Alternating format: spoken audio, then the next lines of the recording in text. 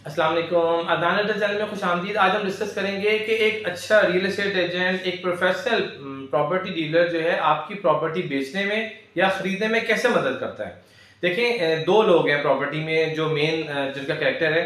एक property cell करने वाला है और एक प्रॉपर्टी परचेज करने वाला है। प्रॉपर्टी जब आप सेल करते हैं तो सेल करने में सेलर की, फरोख्त कुनिंदा की, जिसे हम ऑनर भी कह देते हैं, मालिक भी कह देते हैं, यानी प्रॉपर्टी का जो मालिक है, प्रॉपर्टी का सेलर है, वो अपने प्रॉपर्टी सेल करता है तो डीलर क्या करता है, प्रॉपर्टी डीलर क्या करता है, एजेंट क्या करता है, वो सबसे पहले आपकी प्रॉपर्टी को एज अ सेलर आपकी प्रॉपर्टी को मार्केट करता है, आपके प्रॉपर्टी के लिए क्लाइंट लेके आता है, जो परचेजर होता है, जो बायर होता है। तो बायर आपके लिए अरेंज करता है, आपकी प्रॉपर्टी को मार्केट करता है, आपकी प्रॉपर्टी को अच्छे रेट पे बेचने की कोशिश करता है, उसके लिए क्लाइंट को लेके आता है, आपकी प्रॉपर्टी चाहे वो प्लॉट है, चाहे वो घर है, चाहे वो अपार्टमेंट है, उससे विजिट करवाते हैं।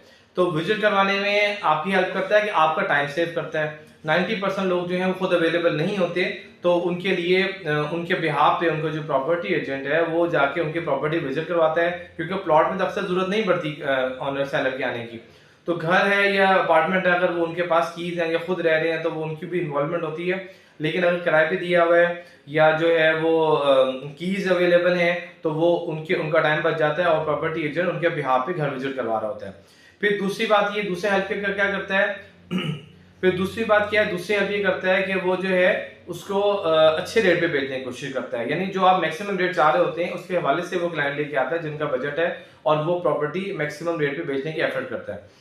तो और जब बेच प्रॉपर्टी बिकने की बारी आती है तो उसके बाद उसके जो मेच्योरिटी है प्रॉपर्टी की, जो डील की क्लोजिंग है, उसमें हेल्प करता है। वो कैसे, यानी जब आप प्रॉपर्टी बेचने जा रहे हैं तो अगर आपने वाकई फैसला कर लिया है और किसी जरूरत की वजह से बेच रहे हैं, और प्रॉपर्टी बेचनी भी तभी चाहिए जब आपको जरूरत है, यानी सिर्फ तजर्बे के लिए प्रॉपर्टी बेच के पैसे प्रॉपर्टी से नहीं निकालना चाहिए। अगर आपकी प्रॉपर्टी प्रॉपर्टी बनी हुई है तो वो कोशिश करें उससे बना रहने दें, उसको बिना वजह बेच के प्रॉपर्टी से हाथ ना धोएं, क्योंकि पैसे जो हैं ये लग जाते हैं, बाद में दोबारा प्रॉपर्टी नहीं बनती। तो अगर प्रॉपर्टी आप बेच रहे हैं तो आपकी कोशिश होती है यार जल्दी बिक जाए, तो वो एफर्ट करता है एक प्रॉपर्टी डीलर कि आपकी प्रॉपर्टी जल्दी बिक जाए। तो उसके लिए वो एफर्ट करता है और उसके लिए जल्दी क्लाइंट को मतलब लगाने की कोशिश करता है, ताकि क्लाइंट जो है वो इसको पसंद कर ले और हमारी डील मैच्योर हो जाए। फिर इसके बाद क्या है, प्रॉपर्टी एजेंट जो है वो आपके प्रॉपर्टी में जब ये प्रोसेस हो जाता है, स्टार्ट हो जाता है, एंड पे हम परचेजर की बात भी करेंगे, खरीदार की कैसे हेल्प करता है। तो आप जब हो जाता है तो आपके प्रोसेस में हेल्प करता है, यानी टोकन मनी रिसीव करता है, डॉक्यूमेंट्स की अवेलेबिलिटी करता है, म्यूचुअल एग्रीमेंट होता है, उसके बाद जो है वो ट्रांसफर के प्रोसेस में हेल्प करता है। तो ये सारी चीज़ें जो है वो वेरीफाई करवाता है, डॉक्यूमेंट्स जो है वो बायर की सेटिस्फेक्शन होती है, उसके बाद जो है वो प्रोसेस में आपकी हेल्प करता है।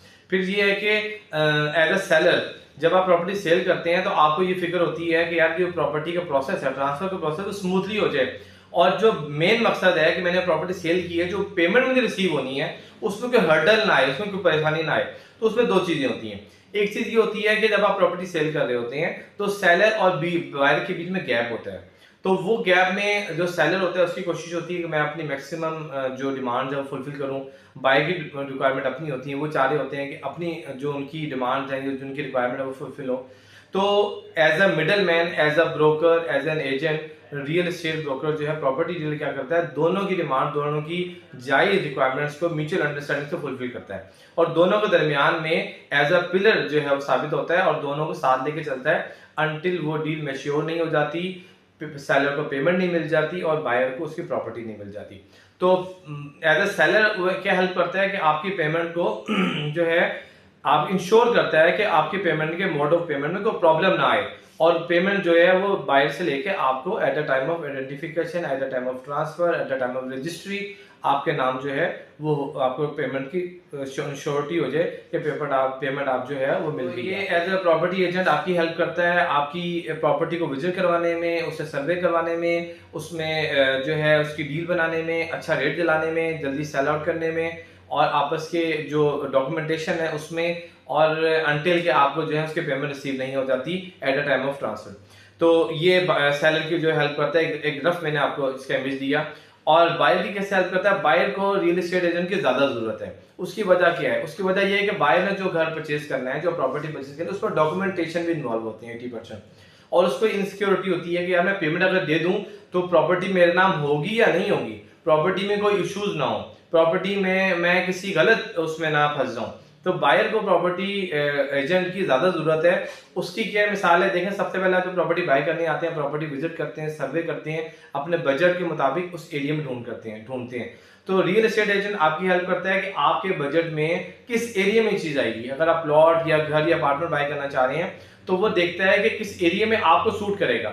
आप अपनी रिक्वायरमेंट उसको बताएंगे, लेकिन वो आपको बताएगा कि आपके बजट में आप जो चीज चाह रहे हैं वो इस एरिया में मिल सकती है। या आपको मशवरा देगा कि आप जो है छोटा एरिया देख रहे हैं, आपको ज्यादा एरिया भी मिल सकता है। या आप चाह रहे हैं मुझे नजदीक मिले, आपको दूर मिल सकता है। या आप दूर देख रहे हैं, वो आपको नजदीक की मशवरा दे सकता है। डिपेंड करता है, वेरिएशन एरिया टू एरिया। मैं लाहौर सिटी की बात कर रहा हूँ तो जनरल एक जो है वो एक इमेज है इसका, तो वेरी करता है एरिया टू एरिया। अच्छा, तो अब ये है कि सबसे पहले आपको उसने मशवरा दिया, कंसल्टेंसी दी, दूसरा आपको विजिट करवाया, सर्वे करवाया, फिर उसके बाद आपको डॉक्यूमेंटेशन में हेल्प की। अगर आपने निगोशिएशन में भी हेल्प की कि आपको जब कुछ ऑफर दी तो उसने पूरी फाइट करके आपके बजट और एक जनरल मार्केट रेट के हिसाब से आपको वो चीज लेने की कोशिश करेगा, बेहतर से बेहतर मिनिमम रेट पर।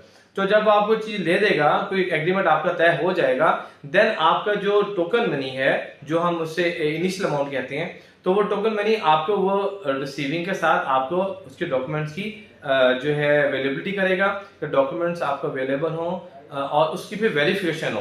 मिसाल के तौर पर अगर डीएचए और की बात करें तो डीएचए वेरिफिकेशन देता है, आपको रिटर्न में वेरिफिकेशन देता है कि ये प्लॉट इस ऑनर का नाम है और ये मामला हैं, ये प्लॉट क्लियर है, ये कुछ इश्यूज हैं, दोनों चीजें जो है ना वो आपको क्लियर करके देता है। तो ये जब ये वेरिफिकेशन होती है, वेरिफिकेशन के बाद फिर वो आपको अगला एग्रीमेंट होना है, अगला एग्रीमेंट करवा के देता है जो है वो सेलर के साथ या अपनी रिस्पॉन्सिबिलिटी पे। या इसके बाद फिर जब अगला प्रोसेस है, जैसा कि हमने सेलर के बारे में डिस्कस किया कि सेलर और बायर दोनों की जो म्यूचुअल रिक्वायरमेंट है उसको मैक्सिमम अच्छे तरीके से फुलफिल करने की कोशिश करता है, डील को मैच्योर करने की कोशिश करता है ताकि बायर को एक अच्छी चीज स्मूथली मिल जाए, उसको कोई परेशानी ना हो, जो रिक्वायरमेंट है, जो मामलात हैं वो अच्छे तरीके से पहले डिस्कस हो जाएं और वो बाद में एंड पे कोई परेशानी ना हो। तो जब ये तय हो जाता है तो वो आपके डॉक्यूमेंटेशन में आपकी हेल्प करता है कि आपके डॉक्यूमेंट वेरीफाई करता है और चेक करता है कि आपको परेशानी तो नहीं है, ये रियल ऑनर है और यही मामलात हैं, और आपको कंप्लीट जो है उसमें जो है गाइड भी करता है, प्रोसेस भी करता है। और ट्रांसफर के टाइम चाहे वो डीएचए की ट्रांसफर हो, एलडी की सोसाइटी की ट्रांसफर हो या रजिस्ट्री इंतकाल वाले ट्रांसफर हो, उसमें आपकी हेल्प करता है कि अनटिल आपके नाम वो प्रॉपर्टी ट्रांसफर ना हो जाए आपको पूरी अमाउंट सेलर को नहीं देनी। आपको तब वो देनी है जब वो सोसाइटी वेरीफाई कर दे कि हाँ जी अब आप ट्रांसफर का प्रोसेस हो गया है, अब आप टेबल पे बैठे हैं, अब उनके थंब इंप्रेशन और सिग्नेचर हो रहे हैं या हो गए हैं, देन वो प्रोसेस जो है वो आपके हैंड ओवर करता है। इस तरह वो दोनों की हेल्प कर रहा होता है। सेलर की इनसिक्योरिटी होती है कि यार मैं अपने जो है वो थंब इंप्रेशन और साइन के साथ उसको प्रॉपर्टी हैंड ओवर कर दी है, मैंने सेल आउट कर दी, मुझे कुछ नहीं मिला, फॉर एग्जाम्पल मतलब कुछ अमाउंट मिली यानी फाइनल अमाउंट नहीं मिली। और परचेजर को ये होता है कि यार मैं सारे पैसे दे रहा हूं तो मेरे नाम क्या हुआ है।